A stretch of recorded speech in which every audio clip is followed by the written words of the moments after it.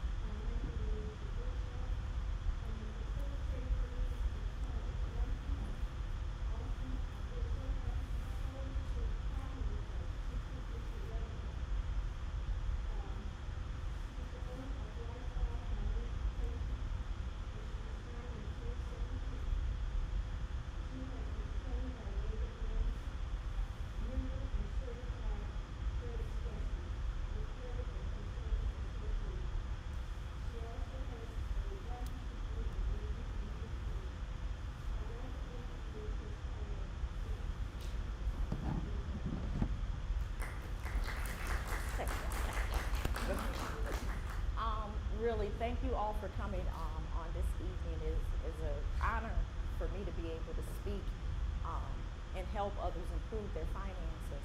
I'm going to start off by saying I am really nervous, so once I get going, maybe the jitters will go away. But on tonight, we're going to talk about money matters. We're going to talk about matters of the mind, some behaviors that sabotage your finances. We're going to talk about building wealth, different things that we can do to enhance our finances. But mainly on tonight, we're just going to talk about money matters and the mindsets that we've developed from our early childhood to today.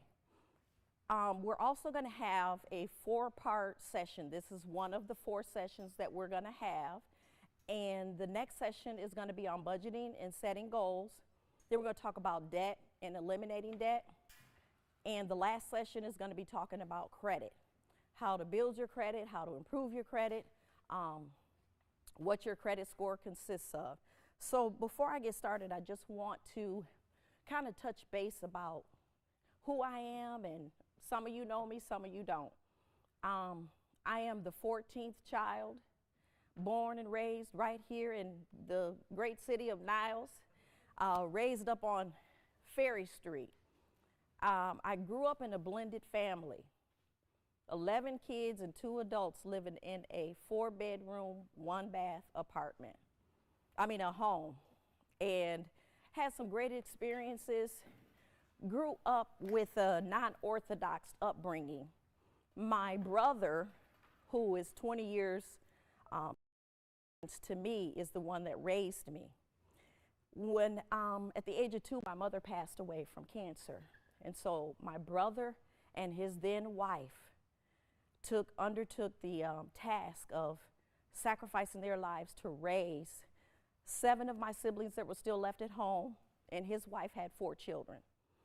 So as you can imagine, we face a lot of hardships and difficult times, and I'd like to believe that that's what's really driven me to where I am today in working on finances and helping others to improve.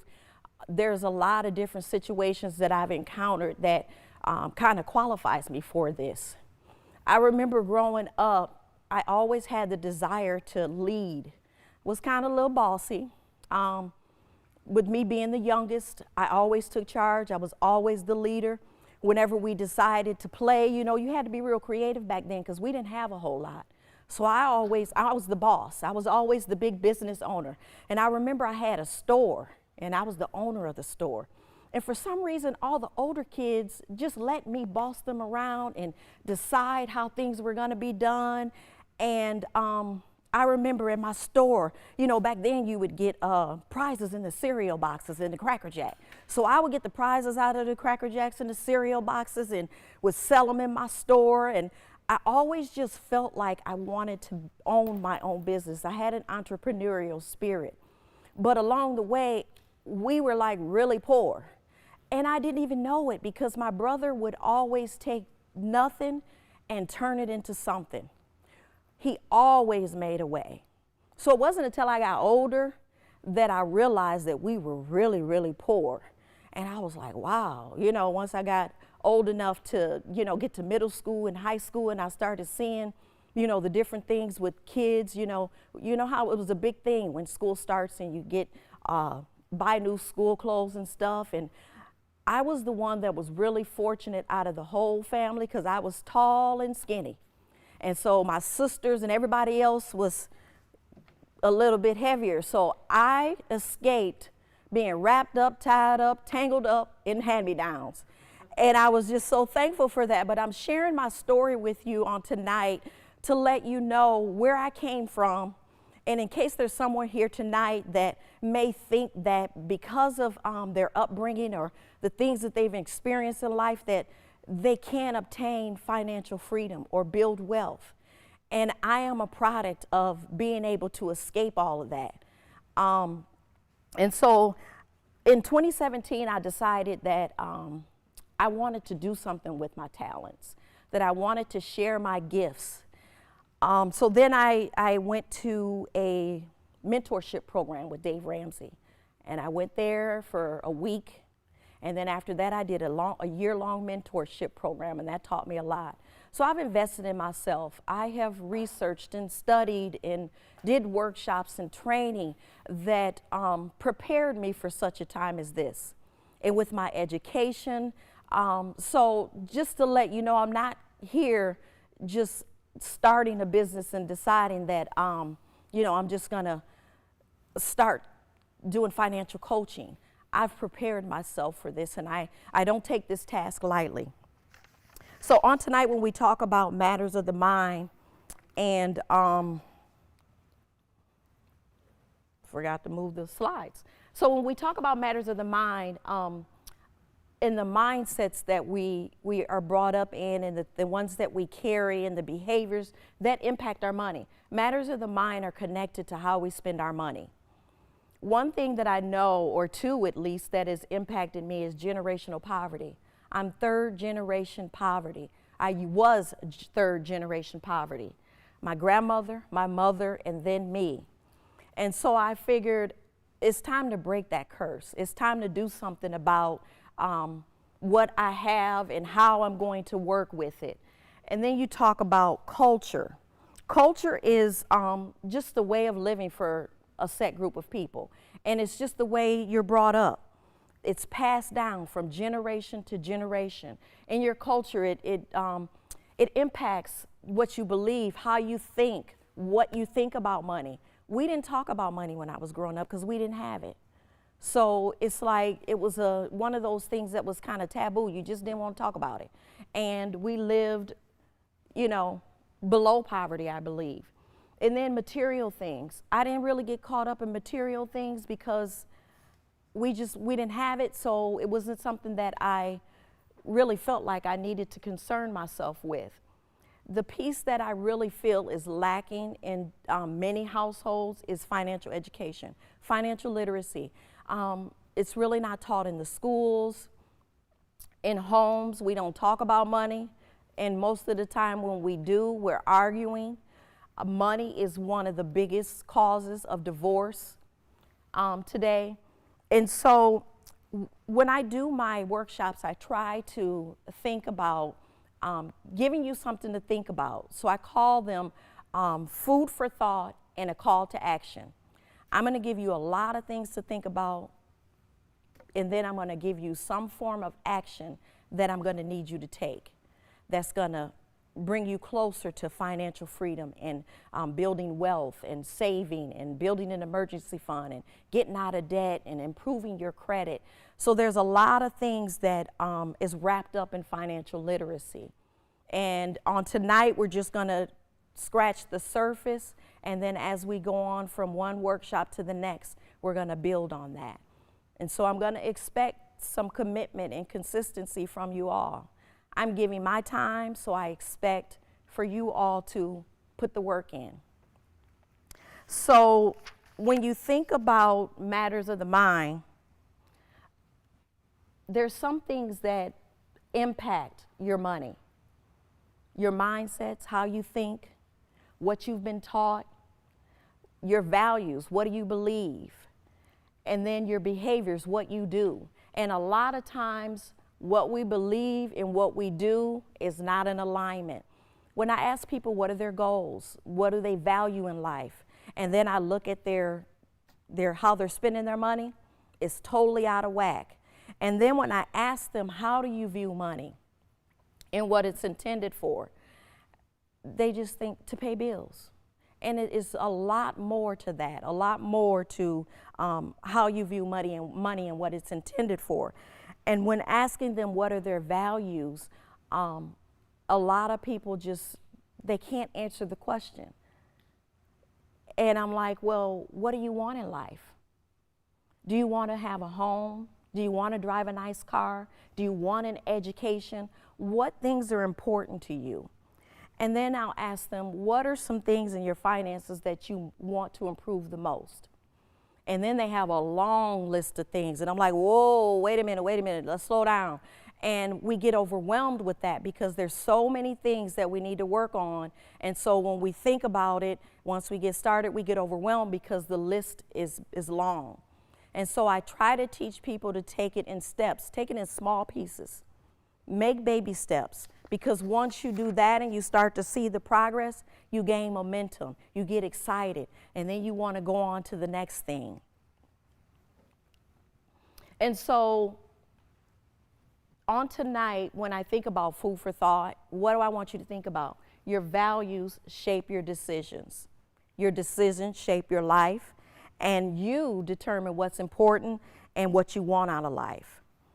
One thing I always tell my son, you're a product of your choices and decisions. Every choice and decision you make, you're a product of it. So think about things before you make them. Set some goals, write them down. Don't just think about it, but write it down, because you're more apt to be successful and follow through when you write your goals down. And so when I ask people what do they want out of life, they usually can come up with a whole list of things that they don't want. And I'm like, well, I didn't ask you that. I want you to tell me, what do you want? How do you see yourself in the future? There's power in long-term thinking, and thinking a year from now, 5 years from now, 10 years from now, because you have to think about those things, because time waits for no one. And so then I ask them, what are you willing to do to obtain it? Because people say they want things, but you gotta make sure that you're willing to get your hands dirty. And so some things that I had to be willing to do was to make some sacrifices. I had to change some behaviors and some mindsets. I had to reduce my spending. But first I had to realize or recognize where I was going wrong. Then I had to get on a budget. And one thing that I learned to practice probably within the last 5 years is delayed gratification. Delaying one good for a greater good. And a lot of people don't like to hear that, because that means they gotta give up something. You can't have stuff. And so an example of delaying one good for a greater good is, let's say you wanna take a big vacation. And then all throughout the year, there's little things that you wanna do. You're gonna have to forego some of those little things to get the big thing that you want. So that when you go on vacation, you got money to spend, you don't have to use your credit card, and when you come back home, everything is all good. You don't have to worry about coming back home and you done spent your bill money on vacation. and then your budget is all out of whack, and then you gotta, you worry about, oh my goodness, now I gotta, rob Peter to pay Paul. I gotta not pay this bill to pay that bill. And one thing that I also learned is being content. Contentment is a good thing, because then that way you don't have to worry about the material things that, that sabotage our finances and cause us to get all stressed out and all out of whack about things. And so I want us to think about this. How do you view money? There is a questionnaire in your packet that I want you to fill out at home that talks about matters of the mind, where you talk about, you answer how do you view money and what it's intended for? What are your values? And then what areas of your finances are most important or that you want to make improvements with? And then list 3 goals you hope to achieve this year. And if you can only come up with 1, that's fine, because it's going to take you all year depending upon what that goal is. And so I view money as a tool. And so when you think about a tool, what do you use a tool for? You use a tool to fix something, to alter something, or to build something. So if money is a tool, you're using money to fix something, you're using money to alter something, or you're using money to build something. Build wealth, fix your credit, alter your spending habits. So, and then also here's some things that I came up with, what money is intended for. It's a means to meet financial obligations, needs, and wants last. Giving for charity or tithing, if you do that. Future planning, plan for your retirement. The worst thing you can do is be 70, 80 years old and you're still, working because you have to, not because you want to. It gives you leverage in purchasing power. One thing that I've learned is when you can pay cash for something, you get a discount.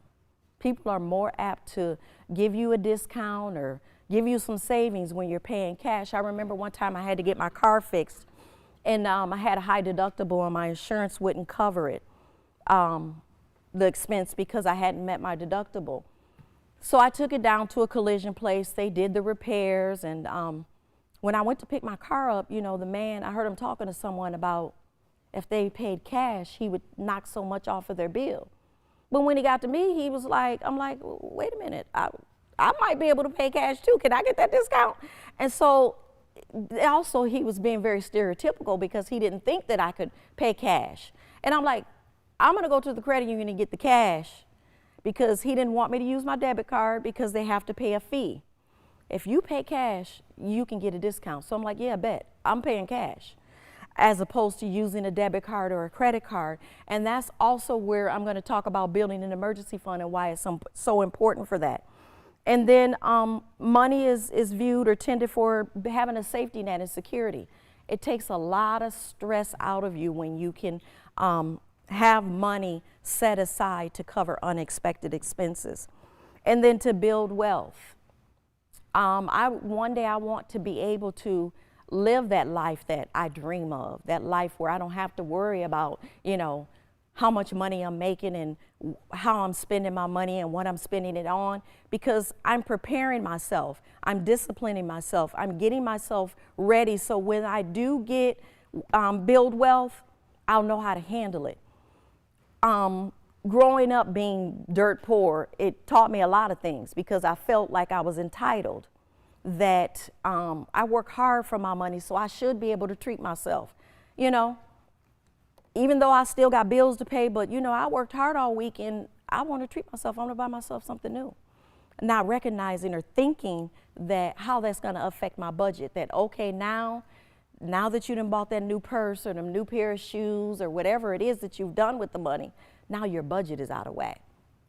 Now you got to figure out how you're going to pay all your bills with the money you got left over. And so that's why our lifestyles can tend to give us some mindsets and behaviors that we need to correct. And so I ask you today, what is your relationship with money? Is it very good, fair? Is it poor? Or have you even thought about that? Any relationship that you're in, you got to put time in. You can't expect to have a good relationship without putting in any effort. And it's no different with your money. You got to get your finances in order, get your credit fixed, pay your bills on time, eliminate some debt, set yourself up so that you can have freedom to choose what you want to do, when you want to do it, and if you don't want to work, maybe you don't have to. And so it's important to be responsible with money because it gives you options and freedom. I want to have options. I want to have freedom. So I'm preparing myself now so that I can have options and freedom. And then it gives you peace of mind. It kind of makes things stress-free. We've got to learn to live on less than what we make. Don't spend every penny that you have. Think about saving it. Take those deductions right out of your paycheck before you even get your hands on that money, so that, and have it saved at a different institution. Don't have it go to your regular checking account. I would recommend that if you have banking relationships, that you have more than one, that you have 2 checking accounts, one checking account to pay your bills and another checking account for your miscellaneous. And then you want to have 2 savings accounts. One savings account for savings and one savings account for an emergency fund. You have to implement an emergency fund in your budget. And so then it also, financial responsibility ensures opportunities and security. There's places and tables that we can't sit at because our finances are not in order. If you get them in order, you can have a seat at the table and sit there and have input. I'm sorry, That's okay. what did you say the 2 checkings was for? One's for bills? One is to pay your bills and the other is for miscellaneous, like to pay your groceries, for entertainment, just whatever miscellaneous expenses. But one checking account should be used for your household expenses, your rent, your utilities, your electric bill, gas bill, your insurance, those bills that you have to pay and that are fixed. But if you have other bills that, like let's say for instance you've got a subscription to something, you wouldn't have that in your bills checking account. You want to try to keep things separated so you can gain control over your finances and know how you're spending your money. And so one thing that I decided when I started to get on this journey of trying to get my finances in order is there was 3 things I knew I needed to be able to do. I needed to be committed, I needed to have patience, and I needed to have understanding. I needed to be committed to my finances and the goals that I set. I needed to be patient throughout the process because things don't change overnight. So I had to be patient to see the results that I desired. And then I had to have an understanding of where my financial situation was. Understanding the importance of being responsible with my money. Understanding the importance of money, what money is used for.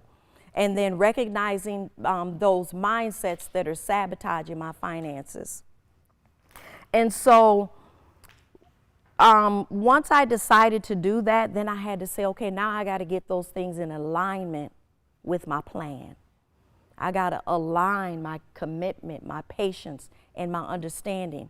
I got to align that in my budget. Everything that I do, I got to align that in getting out of debt. I got to align that with clearing up my credit, because whether we know it or not, a lot of times we're working on several different things at once. And we're trying to navigate through those things. And so you got to have the patience to get through that. When you get overwhelmed, step away, walk away for a minute, but don't walk away from it altogether. And so one thing that I wanted to share on tonight that I thought was very interesting was the social classes of society. And I could definitely relate to the first 3. And I'm striving for the next 2. And so when you think about social classes, the first thing that comes to mind is income, culture, the behaviors, education, your occupation. And so the first one, the very poor, that's the lower class. Those people in that class, they think day to day. They are stressed to the max about their finances. They don't know what to do. And they are living in survival mode. They're so poor that they have to rely on governmental assistance. They get what we call food stamps. They get rent assistance. They are stuck. Then you have the poor, which is the working class. Those people work hard, but they still aren't making enough to get by. They think about money on a week-to-week basis.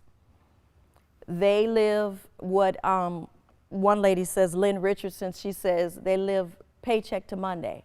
They get paid on Friday and they are broke on Monday.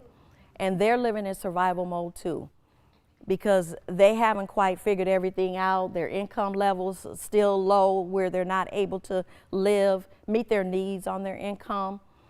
Then you have the middle class, where probably a lot of us fall in the middle class, where we start to think month to month. We starting to get our act together. And we're starting to get a little bit comfortable, but we have to be careful that we don't get too comfortable, because then that's when things creep in, that I like to call those little foxes that creep in and spoil, your financial plan. And so in the middle class, when thinking month to month, you kind of have thought this thing through. You're saying, okay, I get paid either weekly, bi-weekly, on the 15th, the 30th, whatever it is. You kind of start thinking about what bills you're going to pay when you get paid. You still haven't overcome some of the mindsets and the obstacles and the things that are sabotaging your finances, but you're a little bit better off. Then when you get to the rich, they're the middle class. They think year to year. They don't have a care in the world. They have freedom. That's what I'm striving for. I want to be able to think year to year, because there's power in long-term thinking. I want to plan out my finances for the whole year and just live and not have to worry about anything. And then you have the rich, the very rich. They're the upper class. They are living their best life. They think decade to decade. They don't have a care in the world either. And here it says they have financial freedom, but they really have financial independence, because they don't have to worry about anything. They have enough cash and investments to live off of. They don't have to work a job. So that would be nice too. I'm not choosy. And so right now we're going to take a break for anyone that needs to use the restroom, or I want you guys to fill out 3 things that I have in your packet. One is the financial assessment, and it should be in the pocket in the folder. And there's another one that talks about if you're an overspender. And then there's a little card in there that I would like for you guys to fill out. And if Miss Beverly can pick those up as you fill them out, I just want you to give me an indication of what areas of your finance you need the most improvement on.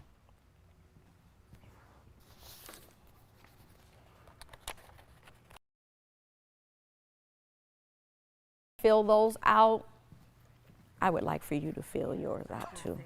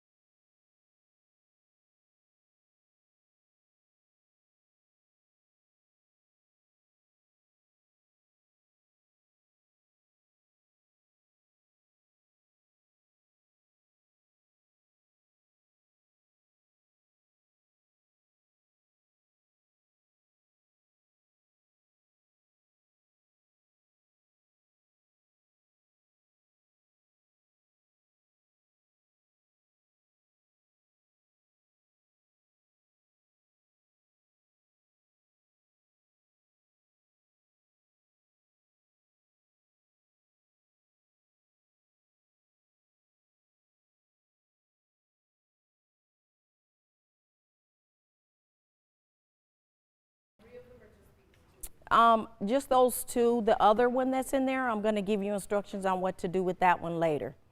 The spending log sheet, we're going to talk about that later. No, those are for their own personal use.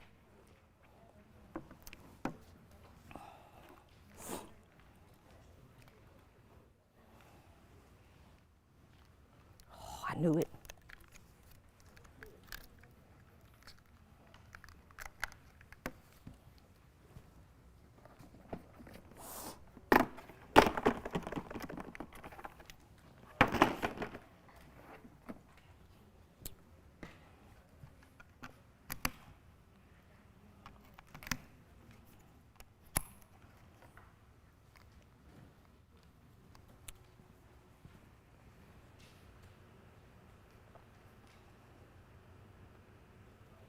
Okay.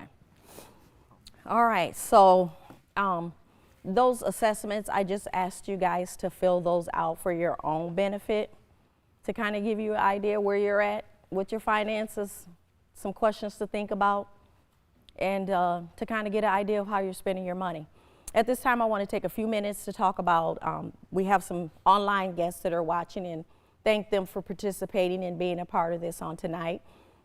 And I also want to mention that this session or this workshop is going to be archived. So if anybody wants to go back and listen to it, watch it at a later date, you do have the option to do that. Sorry, I put a cough drop in my mouth and now I'm having a hard time without slobbing all over myself. I told my coworker today, I said, I'm going to have to ask the audience if anybody know how to do the Heimlich, because if I choke on a cough drop, I want to make sure somebody can save me. So finding financial freedom and what's the path to that? It's a process. It is not a race, it's a marathon. You got to be patient and take the time to put in the work and know that things aren't going to change overnight, and set yourself up to win, and look at it as not in winning and losing, but winning and learning. I want to take a few minutes to kind of digress for a few minutes about the assessments before we go on, because I was just talking with the lady in the back, and she was talking about how do you answer the question. Do you mind if I share? Okay. How do I answer the question that have you stopped adding to your savings account? And she was saying she's on a fixed income, and how do you manage that? You know, I make just enough to get by. And so the one thing that I asked her is, what are you good at doing? What gifts and talents do you have that you can use to supplement your income? And so she shared with me that she spends a lot of her time helping other people and helping the homeless, and putting her time into not-for-profit things. And so I told her, I said, you have to add value to your time. You have to make sure that you recognize that your time, it could be money. And so you got to be able to set some boundaries and kind of balance it out. Use some of your time to help others, but think about ways that you can supplement your income. We're all good at something. We can all find something that we can do to supplement our income. And so that was one of the things that I thought was very interesting, that for her to share that with me. So I wanted to take a few minutes to make sure that if anybody had any other questions that they wanted to ask, that we cover it before I move on. Nope? Okay.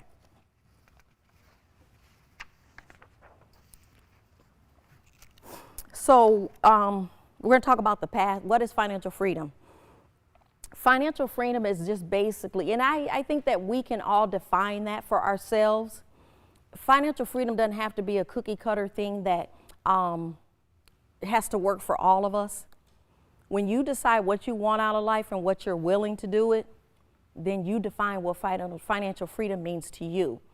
But the textbook or The definition that most people like to say is having enough savings, investments, and cash to afford the lifestyle that you want to live without being concerned about a set salary.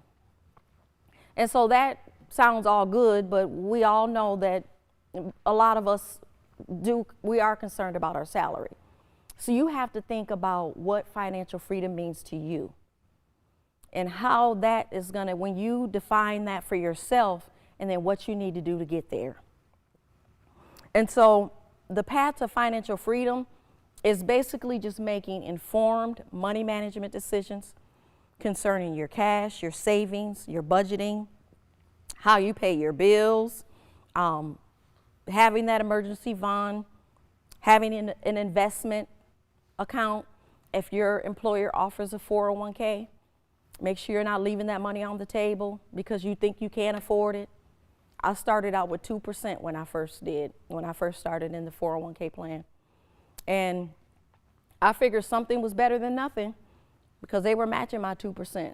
So if I didn't put anything in, I'm leaving money on the table. I'm losing out. And so I had to do something, and I had to make sure that I juggled some things in my budget so that I could be able to do that. And then also you have to think about it as a tax break, because when you invest or when you have that money come out of your paycheck for your 401k, I know it's the following year, but you can use that money to get a small tax break to make up for the money that you've put in there. One thing that I know I had to do, I was a single mother. My son is grown now, thank you, Lord. But I had to utilize the extra money that I gained from my income taxes to make it through the year. I didn't think when I got that money that it was just going to be free money for me to just go out and spend and have a whole lot of fun. I was already thinking about how I was going to spend that money before I got it, but I was thinking smart and wise. I was using wisdom with it. And I was thinking, you know, I'm going to need some new tires, or my son's going to need new shoes, or I need to have this additional money so that I can live, without being stressed out. And so those are the things, again, there is power in long-term thinking. When you think ahead, you have an opportunity to think about how you're going to spend that money before you get it, instead of waiting until you get it and then you spend it and you look back and you don't know how you spent that money and what happened to it. And so here's some steps that you can take to get to financial freedom. One, you want to maintain a serious commitment to your finances. Before you get started, get it set in your mind that you are going to tough it out, or as some people say, thug it out until the end. You want to make sure that you assess your financial situation. Know what you got coming in, know what you got going out, know how much debt you have, know everything. So then that way you know what you're working with, and be real about it. Be serious about it. Don't try to sugarcoat anything. I had a client that I was working with, and she would give me her information in bits and pieces. And we would always come up with surprises. And I'm like, how did you not know you had that line of credit? Well, she was trying to be slick. She wanted to try to keep using that line of credit. And I'm like, well, how do you expect to make progress if you don't? You got to be real with me. There is no shame, no judgment. I understand. I've been where you are. But in order for you to make progress and see positive results and results that are impactful, you got to be honest with yourself about where you are, and don't leave anything off the table. When you set goals, set SMART goals. You want to set goals that are specific, measurable, attainable, reliable, and timely, or realistic and timely. You want to make sure that your goal is specific. For example, if you say, I want to create an emergency fund of $500, well, what else comes along with that? How are you going to do it? So you got to say, okay, being specific with it, I'm going to create an emergency fund of $500 by the end of the year by having $20 deducted from my paycheck every pay period into a savings account that I don't have access to or that will make it difficult for me to access. $20 every other week, if you get paid twice a month, you have your $500 by the end of the year. Set yourself up to, when you think about a SMART goal, make sure it's realistic and it's attainable. Don't say you're going to save $50 when you know you can't afford it. Don't start high, start low, start small. It's better to start out somewhere than to not start at all. If you have to start with $5, start. But don't leave anything out. When you create your budget, one thing that I always tell people to do before they create their budget is go through a spending analysis. Look at your checking account. How are you spending your money?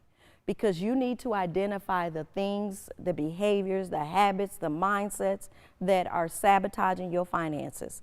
You need to be able to see how you're wasting your money. You need to be able to find or see subscriptions that you're paying for that you didn't even know you had. One thing that I found to be very interesting was I was working with the client and I said, are you balancing your checkbook? She said, no, I don't write checks. And I said, you don't need to write checks to balance your checkbook. You got a debit card, don't you? She said, yeah, but I don't write checks, so I don't need it. Yes, you should be balancing your checkbook and making sure that you know what your available balance is in your checking account at all times. Because there's a difference. You have a current balance and you have an available balance. Your available balance lets you know this is how much money I have to spend. Your current balance means that this is how much you have, but you can't spend all that money. And so she couldn't understand for the life of her why her checking account kept being overdrawn.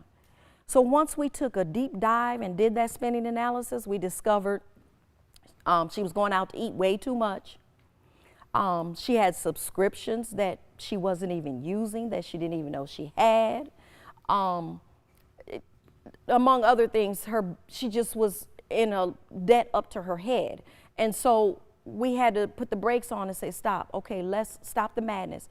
Let's figure out how we can stop the bleed and give you a fresh start. And so then going back to saying establishing that emergency fund. When you create your budget, how you're going to establish your emergency fund should be in your budget. And then paying down debt. When you decide that you want to start paying down debt, it should be in your budget. And you should have a debt elimination plan. A plan of how you're going to attack your debt to get it paid down, and then what you're going to do next. Because most of the time we have credit card debt, we got student loans, we got car loans, we got mortgages, we got lines of credit. You want to consider it all. And so that's why people get overwhelmed, because it's all these moving parts.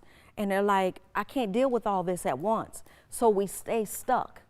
And so that's why I say everything is intertwined in with your money. And your budget is where you need to start. But you need to resolve some of these things before you do your budget so you can incorporate those things in your budget. And then you also want to make sure that you periodically do financial checkups. Don't just start the budget and leave it alone. Every few months you need to go back and make sure you haven't lost focus and that you're on track. When I first started out, it takes about 90 days for you to work through your budget and get all the kinks out, because sometimes you've set withdrawals up, automatic withdrawals that you've forgotten about. And so usually those are quarterly. And so you have to think about those things. So when you do your budget, you know when things are coming out, how much. And if you're not checking up on your finances and staying connected and building that relationship with money, every time you set yourself back. And then I can't emphasize this enough, saving for retirement is crucial, it's important. We can't rely on Social Security. We have to make sure that we're setting ourselves up so that we can live in comfort, at least when we get ready to retire. And so here are some signs that you're in poor financial health. You don't pay your bills on time. There's no emergency fund. There is high credit card balances that you can't afford to pay off or pay in full each month. You don't know how much money you're spending each month or how you're spending it, and using expensive financial products such as payday loans and check cashing places. Those people are vultures. The money that they charge you is crazy. And then here's some questions you want to ask yourself to assess your financial health. And when I ask you, like, what do you think your financial health is? What would you say?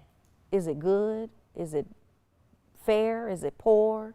How would you rate yourself? And be realistic and be honest with yourself. You don't have to tell anybody else, but be honest with yourself.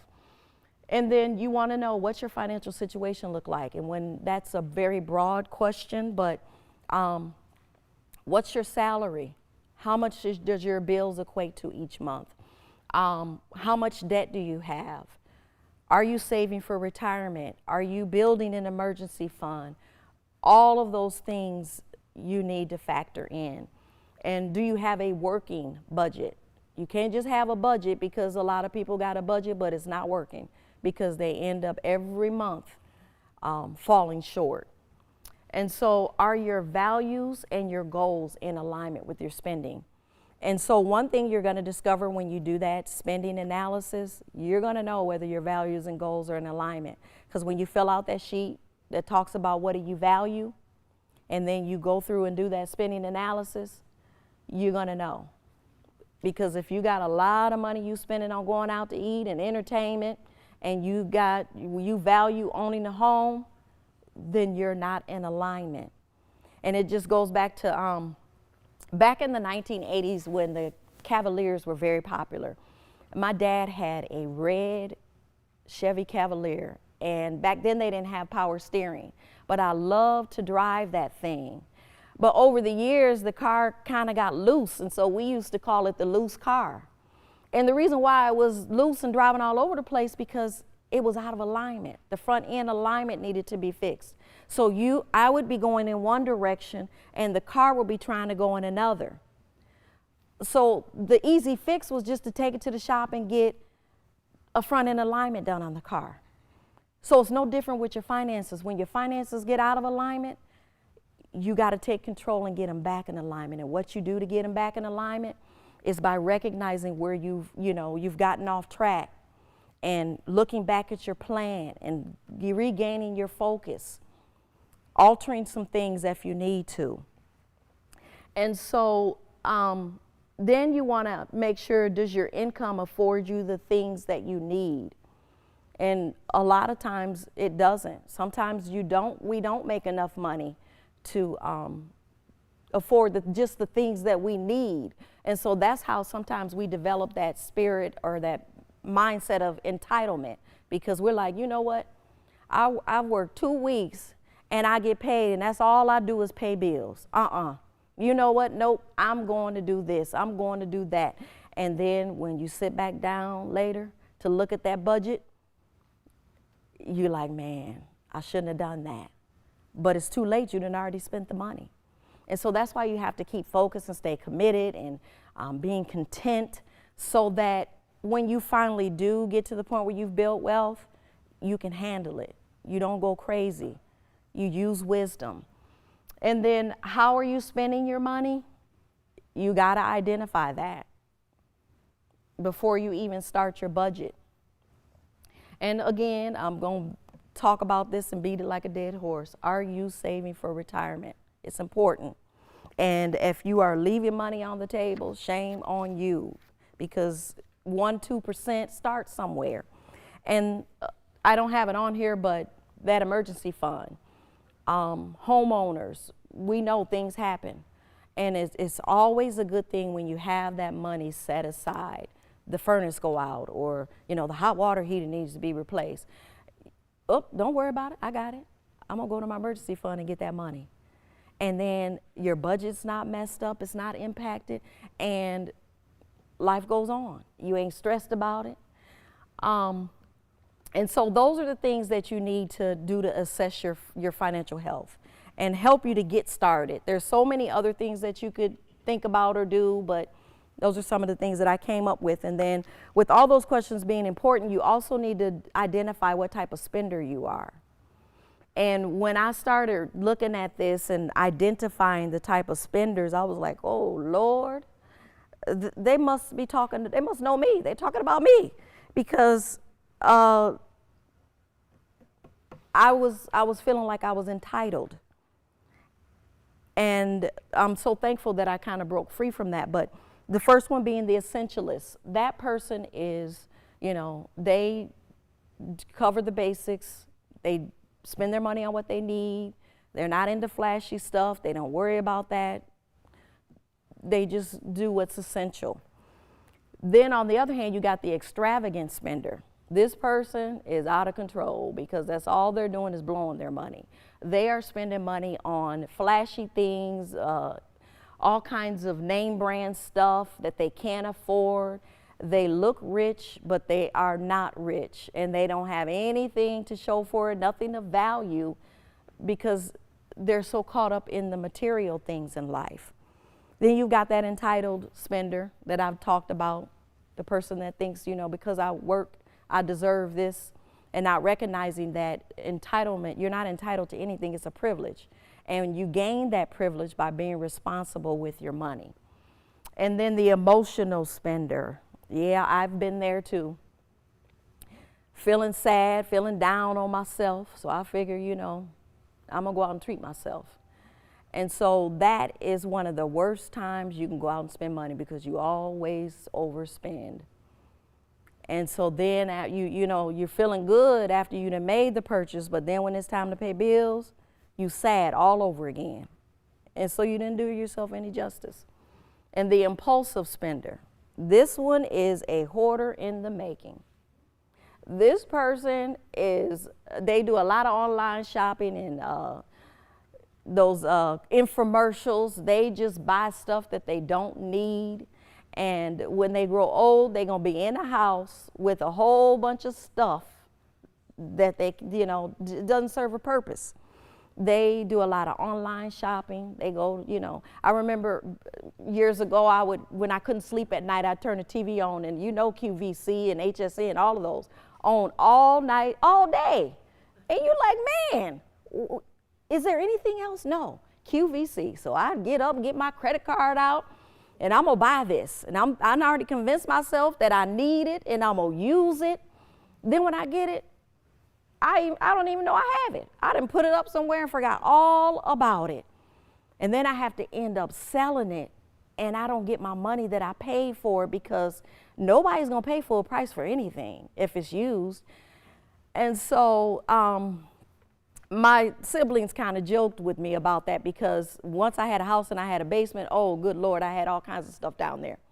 Some things I didn't even know I had, and they're like, you know what? They said, our sister's a hoarder. And I had to break out of that. And so then the smart spender. This is what I've become. I'm trying to get there. I still have some struggles, but I know the difference between my needs and my wants.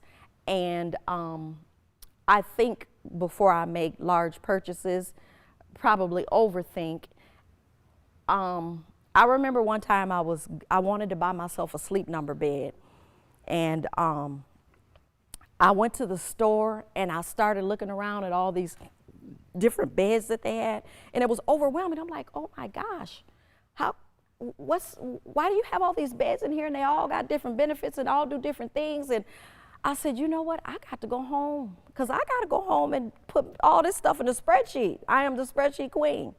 And so I went home and I put all the information in a spreadsheet, and the different models and what they do, and I was ready. I went back to the store, and the salesman said, how can I help you, ma'am? And I said, I'm here to buy a bed, but I need to be able to test out these ones that I got on this sheet of paper. And I showed him, and he said, oh my goodness, are you serious? You did a spreadsheet? Yes, I did. Because if I'm going to spend this kind of money for a bed, I need to make sure I'm getting my money's worth. And so he laughed at me, and I thought, that's typically how I am. When I'm ready to make a purchase, I comparison shop, I think about it, I analyze it, Sometimes by the time I'm done, the sale is over, and then I'll just be like, forget it. Maybe I didn't need it then. So that's all I'm saying on tonight is be wise with your money. Always strive to improve and to educate yourself and to learn more, because things can always be better. So on tonight, we're going to end with your homework assignment to determine if your spending is in alignment with your goals. And so what I want you guys to do is review your January bank statement, because we need to start somewhere. And there is a spending analysis worksheet in your folder. And it's fairly simple. You just look at your bank statement, all the cash withdrawals, log them in the boxes, all your categories that fall in restaurants, entertainment, whatever categories there. If you have other or miscellaneous, put them in there. And then I want you to tally them up. And once you tally them up, I want you to look at that and see how much money. I don't want you to do your bills. I don't want you to do rent. I don't want you to do utilities. I don't want nothing that is fixed. There is nothing you can do to change those. They are there. They're permanent. I want you to focus on the things you can change. And the things you can change is them cash withdrawals that you don't know what happened to that money that you go out to eat, that mad money that you use for entertainment. All of those things I want you to take a look at. And then when we come back next month, that's when we're going to start working on a budget. That's when it's going to get down to the nitty gritty and where you start realizing where you are and how much work you got to do. And in these workshops, I'm going to challenge you to think about how you're spending your money and is it worth it? But it's going to be all good. It's for your good. It's for the betterment of everyone. Mr. Doug, you have a question? Yeah, two-part question on the emergency fund. Is that rolled into your second savings account or checking account, or is that independent? That is independent. I would recommend having a savings account for savings and then having another savings account for your emergency fund, because you don't want to use the money in your emergency fund if it's not for an emergency. So the second savings account is The emergency fund. And you determine how much you want to have in your emergency fund based upon your financial situation, based upon your household responsibilities. When I started out with $500. I owned my home, and owning your home, your mortgage is usually cheaper than renting an apartment. So I factored all those things, and then if something went out, it's like, okay, if I needed new tires or if hot water heater went out, $500 should cover that, And then if you have a larger family where your expenses could grow, then you might want to bump your emergency fund up to $1,000. Is there a formula that you usually can follow to say how much you want to have in your emergency fund based on your? No, it's just based upon your household needs and where you're at financially, because you got to take into consideration your income versus your expenses and all your bills that you have. And you want to make sure that you start your emergency fund with an amount that you can obtain or attain. You want to make sure it's realistic. You don't want to set yourself up to fail where you won't ever be able to meet that balance. So does anybody have any questions on the spending log sheet and how you're supposed to do it? Nope. So the next workshop is going to be on setting goals and budgeting. And we'll talk about those things. And that's all I have on tonight. If no one has any other questions or comments, feedback, I will turn this over. Whoa, wait a minute. I want to do the drawing. So in the drawing, I'm going to pick a name, and the person whose name is picked, they'll get the Total Money Makeover by Dave Ramsey. You'll get one of these cool Lifestyles Financial Coaching notepads and a pen.